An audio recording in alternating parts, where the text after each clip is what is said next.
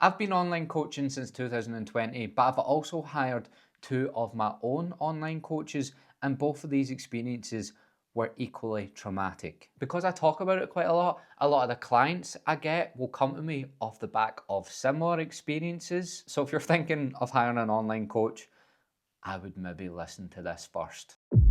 So the first online coach I got, I'm not going to bullshit you, I'm at fault for a lot of this. I was really nervous and really insecure because I was just about to start coaching myself. So I wanted to get someone to show me what to do. Basically, I wasn't that confident in the gym and I stupidly listened to my mate. My mate Michael, who told me, look, this guy has really good marketing, he's really good transformations, he's also from Glasgow, you should maybe hire him. I didn't think to do any of my own research, I just hopped on a call with him. If you've had an online coach yourself, you know the way some coaches will lube you up for the first couple of weeks, like they'll really put on a show because you've just gave them money. Then as soon as it's maybe 4 weeks in, you encounter some problems, something happens in your life, which inevitably will happen.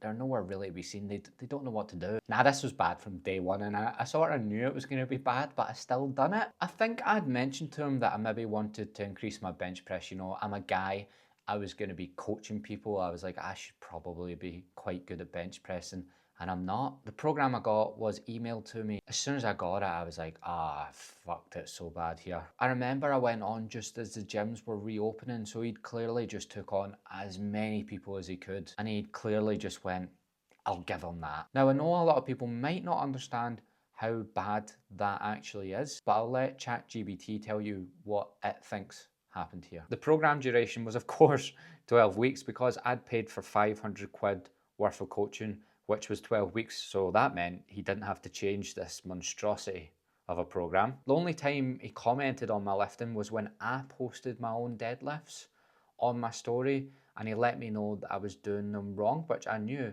I was because, you know, that's why I hired him. And you know the way when you criticize people or they hear that someone has said their service is bad or what they offer isn't good, they'll just blame it on the client and they'll go, oh, all the resources were there for them and they never used it. Oh, they could have messaged me on WhatsApp.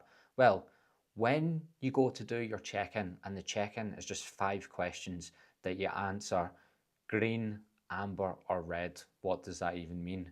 And then you wait to get a reply from it and the reply is, oh, I don't actually do check-ins. If you've got any questions, just put it in the Facebook group. I don't really understand how they don't get, yeah, I never wanted to use the plan because it was shit. I never wanted to message you because I'd worked out you were a prick. I didn't use the guy's services after 3 weeks because they didn't really exist. He didn't have services.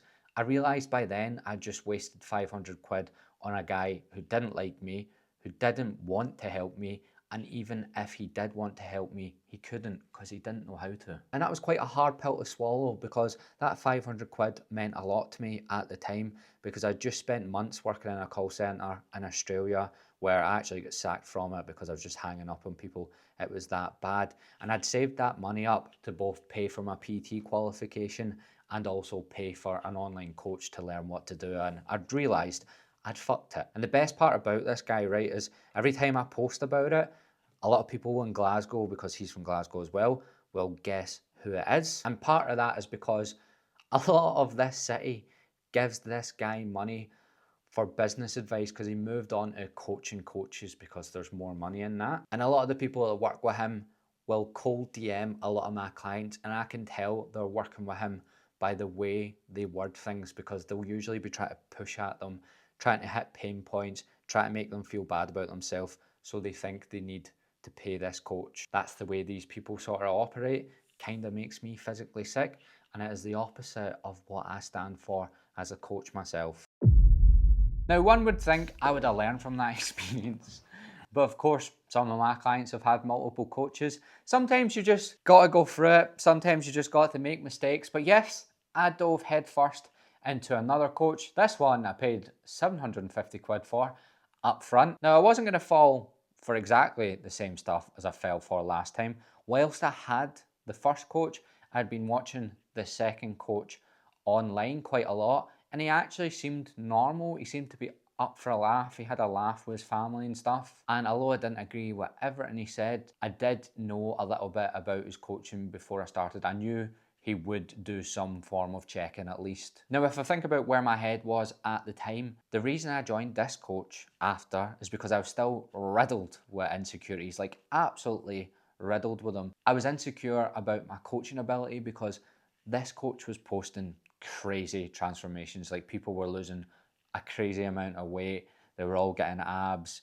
Like all the women were losing like 2 or 3 stone in a short amount of time. And I wanted to know what he was doing. And also I was still really insecure about lifting because still no one had really taught me what to do. So I was trying to learn mostly from Instagram. And this guy was huge, like massive. So I was like, right, I'm gonna go on with him. Later found out that was gear, but yeah, another mistake there. Got another program from this guy. It was on like Google Drive. To be fair, this guy was right into bodybuilding and actually knew a bit about bodybuilding. So the program wasn't terrible. It wasn't personalized whatsoever. And he still never seen me lift once. But he actually gave me some sort of program that wasn't fucking ridiculous. And he did change the programs every 6 weeks, to be fair to him. It's funny when I talk about this and I always say, to be fair to him, and I've told other people about it, they go, man, the barrier was low for you. Oh, this guy had programs that weren't absolutely ridiculous and he changed them. Oh, like that's class. Oh, this guy spoke to you. Yeah, you're onto a winner there. The check-in itself was mostly numbers. Bodybuilders love like spreadsheets, numbers, Google Drive, that sort of thing. I've never understood their obsession with how many stools I'm doing. Don't know why they're so obsessed with that. I don't think it tells them anywhere near as much as they think it does. But he replied, that was the main thing. After week 1, he was like, we're going to take your calories down by 150. We're going to add in 2,000 steps. And on week 3, we're going to start adding in cardio. This is because my weight had only went down like 0.3 kilos. So he was like, we need that to go faster. No qualms, okay? Like that's okay. Every check-in that happened, maybe bar 1 or 2, but I always got given less calories on my meal plan. I always got more steps and I always got more cardio. So every week just started getting worse. Basically, my life got worse every week of doing this. So we get to about 8 weeks in, I'm living with my dad. It was another lockdown at this point and I'm about to move to London. So bear in mind, I'm about to get on a 5-hour train with all my bags. I'm about to stay with my best mate because I don't have anywhere to stay yet. I've not found a flat. He's a big drinker, so for 2 weeks he basically came home steaming most of the time, cuddled me quite a lot. He does that in his sleep. And my coach, when I asked if I could have a diet break for just like 5 days, until I find my feet in London, drilled into me that we need to get this diet done. And every time, not just this time, every time I asked him for more calories or just a break from doing this militant fucking more steps, more cardio, less calories plan that he had for me, he just said no. And then this is where it starts getting quite funny. I'd found a flatmate from Glasgow. We'd decided, get to know each other. We're going to be living together, just me and him. So I went out with my flatmate. We'd been playing music the night before. We'd bought speakers and all this, loving life. I missed 2 gym sessions that week. 1 was because I was too hungover, but 2 was because my knee injury came back, so my knee had swelled right back up. So I was avoiding legs, and I think I told him that on the check-in when I'd wrote that I'd only done 3 sessions out of the 5. And I went to play his check-in when I was hungover in the morning. Bear in mind, my weight hadn't went down this week either, of course, because I'd been getting on it. And as I played his voice message, it went through the speakers in the living room, and it was pretty much just a big 5-minute rant. Highlights were how he had never missed a gym session in like 3 years, and that's how he had got to where he was. There was a big, massive spiel about how I needed to train legs because it was going to burn a lot more calories than doing upper body. And I should just strap my knee up. Is there anything I can do? Can I just go on the leg press and just strap my knee up and get on with it? My knee was about this size. I'd been for physio. I couldn't go on the leg press, but these guys don't care about these things. They don't actually even ask you, because I knew what it was and I knew what he was telling me to do was fucking stupid. And the hard thing to explain is when you're in that situation and you know it's bad, but you're really, really insecure at the time, you just keep going with it. Like, you don't say anything. And also, I had mates that were mutual friends with him. So we were almost like in a wee group, and I was in the same industry as him. So I couldn't say anything because he was mates with all of my mates. So I just was like cornered into just doing this psychopath's fucking stupid dieting routine. One of the other highlights was when I went, I can't stick to 1,600 calories anymore, mate, like on maybe my last 2 weeks. He said to me, My missus is on 900 calories and 3 hours of cardio or whatever it was, and she's fine. So 1600 is a lot of food for you. See, when you hear that in your check-in and you've actually been thinking about food 24/7 for the last 3 months of your life, you just want to smash it. On the last week, he removed carbs for some reason. He was adamant that we had more fat to strip off. This was 17 weeks in, and I was probably 13 kilos down at this point. 13 kilos that I didn't have on me to lose. I was the lightest I'd ever been, probably since I was like 11, because I was overweight as a kid, definitely in my whole adult life. And I'd met up with a few of my mates that I hadn't seen in a while, and I could tell by the way they were looking at me, they were extremely concerned about the look of me and like what I was even saying and stuff. And I even remember one mate saying to me, he was like, "Look, are you okay?" And I wasn't.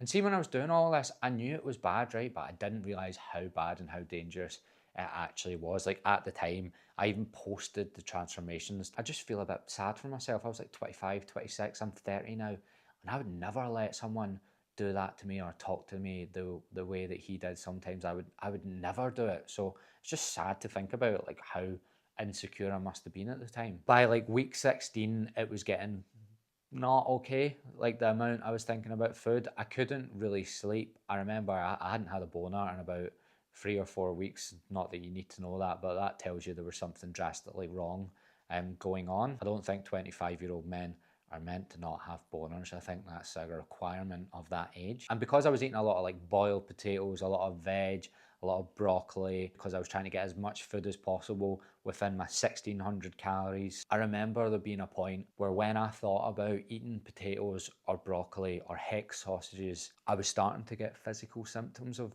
being sick, like being really nauseous. So that wasn't even eating them, that wasn't even seeing them, that was just thinking about it. So I knew if I ate one of those foods, I was going to be sick. Now, I didn't have an eating disorder. However, it was as close as I've been or I could get, I reckon. I was on the edge. Now, considering I'd been telling him every week I needed a break, I'd been complaining about how hungry I was every week. I didn't like doing the progress pictures, which I'm pretty sure he knew. To get to that level and look the way I did, and for me to tell him that I'd stopped on my own accord, because I basically just stopped, and then like 4 days later, I messaged him going, "Here, I've stopped doing that, like I'm not doing it anymore." And for him to then tell me, "We're going to reverse diet now on 1800 calories." So he was going to give me 200 calories more, and then he was going to reverse me up extremely slowly back up to 2500, which basically meant we were going to continue to diet, really. And I had plenty of knowledge about calories and how these things work because I had coached enough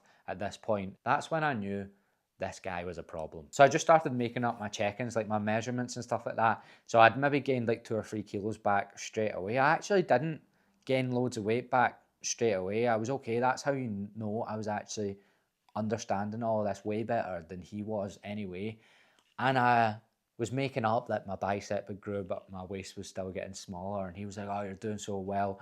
The reverse diet is working," which I obviously wasn't doing. I was just going back to doing my own thing. And then I eventually stopped working with him. I wasn't doing his program anyway. He wanted me to basically cuff myself to cables all day, every day. I can't listen to him anymore. I think I'm done. And since then, he has went on to be one of the biggest scumbags the world has ever known. He's also, funnily enough, became someone who gives out business advice. And what he does is he ropes people into year-long contracts now. So if you're from Ireland and you're trying to hire an online coach from Ireland, just watch yourself because they might be paying this guy to help them run their business and you might have the same experience that I had. Now, probably a backwards way to market myself to go through how bad my online coaching experiences were when I'm an online coach, but I'm best probably to just rhyme off everything I never got and what I do instead. So first off, both of these coaches sold me on 3 months up front. One was 500 quid and one was 750. So like as soon as you've spent that, you can't get it back. Like they're never going to give you it back. So I charge monthly. So from the very first day you join, you only pay 1 month at a time. There's no like hidden contract or I don't make you sign anything. You could genuinely leave after a month if you wanted to. But most of my clients I tend to find stay on with me for at least a year. So because my first week I always felt like I was getting palmed off or talked to as little as possible. What I do is an assessment week on week 1. So I'll usually get like 4 to 6 videos of people's basic lifts, squat, lunge, Romanian deadlift, chest press, shoulder press, that type of thing. So as those form videos come over, I also send videos back giving form advice, but it also lets me see how you actually lift, like what your level actually is just now. And with food, not everyone actually wants to do stuff with food because I advertise how my service is about lifting so much, but the people that do, I'll get them to track what they currently eat without trying to impress me. So it's like an assessment week of how you currently eat. So after seeing your form videos, seeing how you lift, I'll have a fair idea of what your ability is actually like in the gym and what you'll maybe like and what you'll maybe dislike. And I'll also have a fair idea of what you need help with food, because everyone thinks they've got this unique way of eating, but there's usually a trend there that I'll be able to spot, because most people fall into like 5 different camps of eating. That means on week 2 you'll have actual specific goals for food that work for you, and you'll have a full-on plan. Usually keep the first one 4 weeks long that we'll have spoke about. We'll have actually had communication on WhatsApp. It wouldn't have been an AI, and we'll have a wee plan that you'll enjoy, that you'll like, and we've both came up with together. Neither of my coaches seen me lift at all, so that's a big part of my service, because I wanted to learn how to lift, not be dieted into the ground. And lastly, video check-ins. So my check-ins, one of them was non-existent, I didn't get one, and the second one was just more steps, more cardio, and less calories. So that was it. So in the video check-ins, it's almost like what you would send your mate in a voice message. It's like an update about your week. If you're trying to lose weight and go to the gym and learn how to have a better relationship with food, it's juggling your life around that. That's what you struggle with. So that's what you'll talk about in the check-ins, and doing it by video allows you to actually do that, allows you to talk about those things. I can tell by someone's body language, by someone's tone in the video, how they're actually feeling, which tells me so much more than how many stills you've had per day. And to any potential clients that are watching this, I don't want to know how many stills you've had. If there's anything about my coaching services, I don't want to know about your stills. So I don't do progress pictures, I don't do measurements. Everything I need to know is within that video check-in. I understand why you don't trust online coaches, especially if you've had one before, which most of my clients have. So I'd be on the fence myself. I'd be perched up there like, you need to really prove to me that you're not a scumbag. So what I'd say to you is just download one of my free programs. There's the From Yo-Yoer to Gym Goer free plan in my bio. Follow me on Instagram, follow me for ages. Loads of people don't even reach out for like a year until they trust me enough to go, he's been posting that he does that on his stories for a long time, so I believe him. And you'll see all my clients talking about, yeah, he does that. Yeah, that's how he works. And then on Instagram, you can talk to me. I'll reply back. It won't be someone in the Philippines. It won't be an AI bot. It will be me. And if you do want to join coaching, we'll just go on a call. You'll be able to leave that call if you're not sure about it. You'll not be asked to take out a credit card, and it will be a gentle chat. You'll probably already know everything I'll tell you about my service. So yeah, just don't jump into anything. Don't even jump into coaching with me. If anything, what I've learned is don't jump into anything.